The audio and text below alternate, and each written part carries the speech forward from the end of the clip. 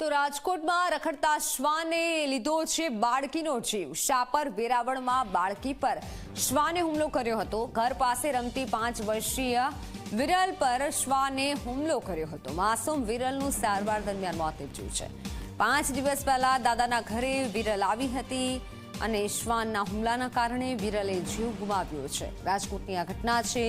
રખડતા શ્વાનથી હવે લોકો ત્રાસી ગયા છે, કંટાળી ગયા છે। ઓનલાઈન પર સંવાદદાતા ગૌરવ દવે જોડાઈ ચૂક્યા છે। ગૌરવ, સતત રખડતા શ્વાનના કારણે ડોગ બાઇટના કિસ્સાઓ વધી રહ્યા છે। આજે એક બાળકીએ જીવ ગુમાવ્યો। ચોક્કસ મિત્તલ, રાજકોટના શાપર વેરાવળ ખાતેની આ ઘટના છે તે સામે આવી છે। જિલ્લામાં રખડતા શ્વાનનો આતંક છે તે સતત જોવા મળી રહ્યો છે। શ્રમિક પરિવારની 5 વર્ષની બાળકી વિરલ વીણા છે કે તેનું મોત છે તે નીપજ્યું છે। શ્વાન ને કરડતા બચકા ભરતા તેને સારવાર માટે ખસેડવામાં આવી હતી, પરંતુ 5 દિવસ પહેલા હજુ આ દીકરી દાદાના ઘરેથી તેઓ આટો મારવા માટે આવી હતી ને એ સમયગાળા દરમિયાન તેને શ્વાને બચકા ભર્યા હતા અને સારવારમાં ખસેડવામાં આવી હતી, પરંતુ સારવાર કારગત નીવડે તે પહેલા જ તેનું મોત છે તે નીપજ્યું છે।